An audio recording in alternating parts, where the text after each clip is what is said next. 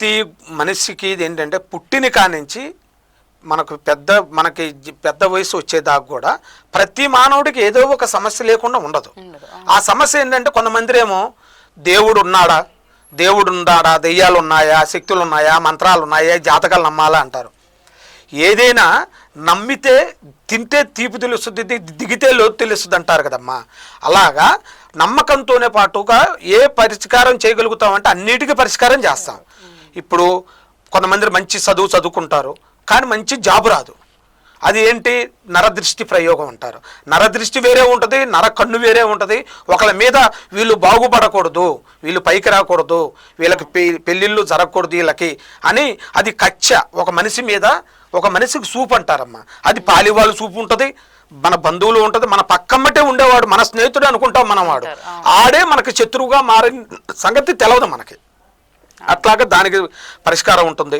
రెండోది, ఇప్పుడు రోడ్డు మీద పోతుంటాం, చిన్న పిల్లగాళ్ళు కూడా పెద్దవాళ్ళు కూడా వెళ్తుంటారు, పెద్దవాళ్ళు కూడా వెళ్తుంటారు. ఆటోమేటిక్గా ఏదో సమస్య మనసులో అనుకుంటూ వాళ్ళు ఏంటంటే కింద ఏముందనేది ఎవరికి తెలియదు. దాన్ని నిమ్మకాయ దాటుడు ప్రయోగం అంటారమ్మా.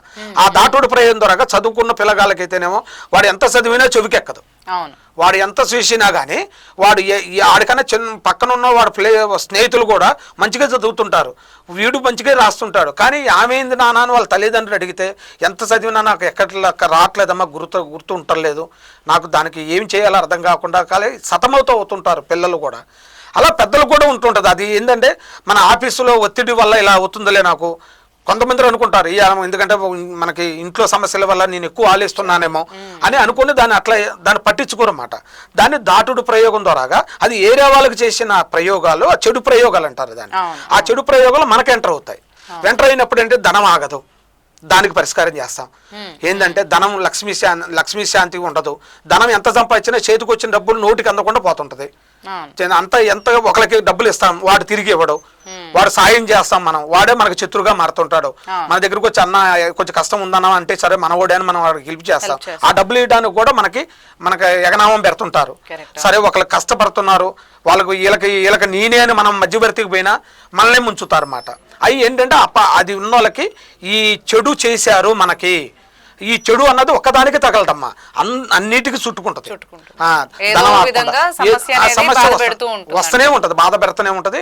వాళ్ళు ఏమనుకుంటారంటే నా టైం బాగలేదేమో, భగవంతుడు ఈ సంవత్సరం నాకు మంచిగా ఇవ్వలేదు, వచ్చే సంవత్సరం బాగుంటుంది, పై వచ్చే సంవత్సరం బాగుంటుంది, అట్లా నెట్టుకుంటూ వెళ్తుంటారు అన్నమాట. అది మేము చూడంగానే వాళ్ళ రాత బలంలో ఇది ఉంది, ఇగో ఈ చెడు వల్ల వాళ్ళకి ఇలా జరిగింది, దీనికి పరిష్కారం ఇది చేయండి.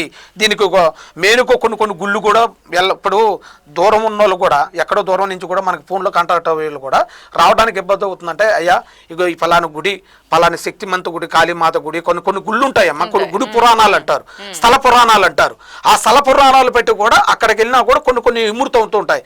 ఇప్పుడు మనకి కనకదుర్గమ్మ తల్లి గుడి ఉంది, తెలిసిన అమ్మవారి దగ్గరికి ప్రతి ఒక్కరు వెళ్తుంటారు. అక్కడ వెళ్ళినప్పుడు అక్కడ ఏంటి, మన కృష్ణానది స్నానం చేస్తే మనకు మనశ్శాంతి అనేది అక్కడ అమ్మవారి గుడికి వచ్చిన వాళ్ళందరూ మునుగుతారు. అట్లా గోదావరి తెలిసిందా, కొన్ని పుణ్య నదులలో కూడా కొంత పూజ స్నానం చేసిన అక్కడ కూర్చొని దిగి ఆ నీళ్ళు అనేసి ఉంటుంది, మన నెత్తి మీద పడే మునుగులు మునిగితే మనకేంటంటే కొన్ని కర్మలు కూడా కొన్ని అలా వెళ్తుంటాయి. అలా చెబుతుంటాం ఏ పూజ చేయాలి, దేనికి ఏ పూజ చేస్తే ఏ పూజ చేస్తే దేనికి. ఎందుకంటే పుండు ఒక దగ్గర ఉంచుకొని మందు ఒక దగ్గర రాస్తే అది దగ్గదంటారు కదమ్మా. అట్లాగా ఏ కర్మకి ఏమి చేస్తేనే పని అవుతుంది అన్నది మాకు తెలిసిపోద్ది అన్నమాట. సో చూసారు కదండి, మనకి ఎలాంటి సమస్యతో మీరు బాధపడుతున్నా కానీ, అంటే కొన్నిసార్లు చాలామందికి ఏంటంటే ఫైనాన్షియల్ ఇబ్బందులు అనేవి ఉంటాయి, అంతేకాకుండా ఇంట్లో గొడవలు ఉంటాయి భార్యాభర్తల మధ్యలో, సంతానం లేనితనం ఉంటుంది, అంతేకాకుండా పిల్లల మాటలు వినరు, అంతేకాకుండా వాళ్ళకి చదువు రాదు, ఇలా పెద్ద పిల్లలైనా కానీ కెరియర్లో ప్రాబ్లం వస్తూ ఉంటుంది, అంటే జాబ్స్ రావు, ఎంత మంచిగా చదువుకున్నా కానీ జాబ్స్ రాకుండా ఇబ్బంది పడుతూ ఉంటారు, పెద్ద పిల్లలైనా కానీ వాళ్ళు మాటలు వినకుండా ఉంటారు. సో ఎలాంటి సమస్య ఉన్నా కానీ గురుగారు మనకి పరిష్కారం చూపిస్తారు. గురుగారిని కలవాలి అని అనుకుంటే మనకి స్క్రీన్ స్క్రీన్ పైన ఉన్న నంబర్స్ని మీరు కనుక కాంటాక్ట్ చేసినట్లయితే అపాయింట్మెంట్ దొరుకుతుంది. దానివల్ల మీరు మీ సమస్య అనేది గురుగారితో మాట్లాడి దానికి పరిష్కారం అనేది మీరు తీసుకోవచ్చు. అంతేకాకుండా గురుగారిని పర్సనల్గా వెళ్ళి కలవాలి అని అంటే కూడా మనకి అడ్రస్ అనేది స్క్రీన్ పైన ఉంది. ఇది మనకి ఎల్బీ ఎస్టేట్ ఎస్పీ రోడ్ దగ్గర గ్రౌండ్ ఫ్లోర్లో ఉంటుంది.